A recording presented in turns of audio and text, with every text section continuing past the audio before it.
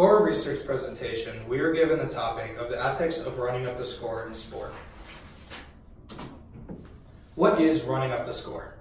Running up the score is when a team continues to play in such a way as to score additional points after the outcome of the game is no longer in question and the team is assured of winning. An example is when in 1916, John Heisman and his Georgia Tech football team ran up the score against Cumberland College 222-0, as you can see in the picture. So what is the societal view of running up the score? The societal view on this issue is that running up the score is deemed unacceptable and not sportsmanlike, especially if a team runs up the score in youth sports. They will be even more scrutinized against. So why should we examine this issue? The issue we are examining is if running up the score is morally acceptable against opponents at a younger age level. Why we should examine this issue is because running up the score is seen as morally unacceptable. It goes against the normative ethics of how teams should act when leading by large margins. At a certain age, especially in young kids, it can be diminishing towards one's mental health and confidence. So our position on this topic is that running up the score is acceptable in a higher age level and with higher competition. For example, in high school sports, collegiate sports, or professional sports. So our supporting sides for running up the score is that it can allow for all players to get playing time, which means bench players. Dixon also recognizes the pragmatic concerns, noting that it may be unwise for a coach to risk injuries to keep players and waste a golden opportunity to give second-string players some playing time and perhaps try out novel plays and strategies in a low-risk setting. This was from the Mercy Killing article. It can also determine outcome for standing/tournament play. The ability to score a lot of goals against inferior teams is a measure of excellence, is reflected in the practice of counting goal difference as tiebreakers in soccer competition. This was from the Losing by a Large Margin article. It can also be a great learning experience on how to handle a tough loss. For example, if one gives up or cheats or inadequately prepares for competition, then a loss can be humiliating. However, if there is no such complicity on the part of the losing player, if the player plays hard and prepares well, then there is no humiliation regardless of the opponent's intentions and regardless of the margin of victory or loss. This was from the Virtuous Victory article.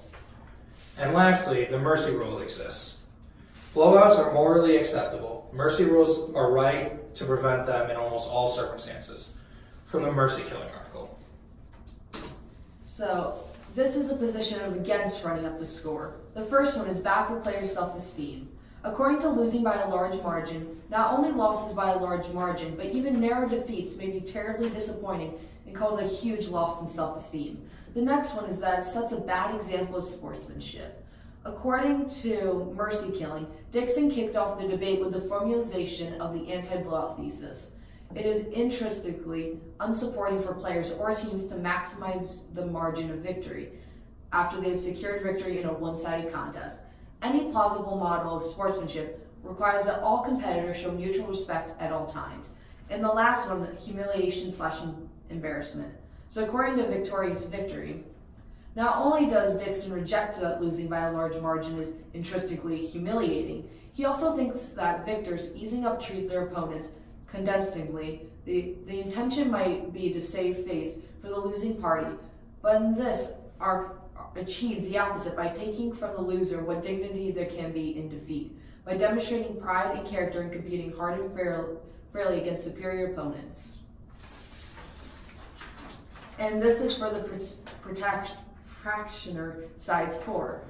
So, New England Patriots head coach Bill Belichick responds to comments made by Washington Redskins linebacker Randall Godfrey after the loss 52-7 to the Patriots in 2007. He said, "I've been coaching too long.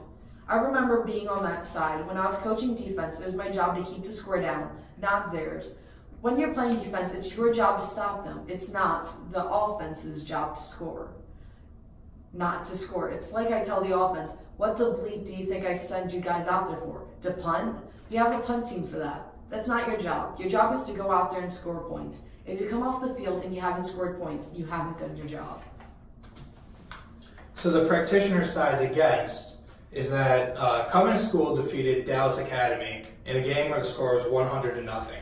The headmaster at Covenant released a statement saying that the win was shameful and an embarrassment and did not reflect an honorable approach to competition.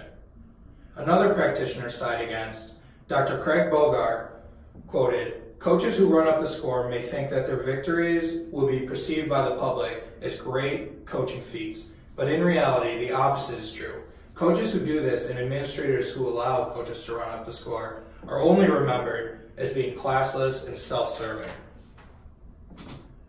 So in conclusion, after examining and researching the pros and cons of running up the score, we still hold on to our belief that opponents running up the score should only be acceptable in higher age levels with higher competition.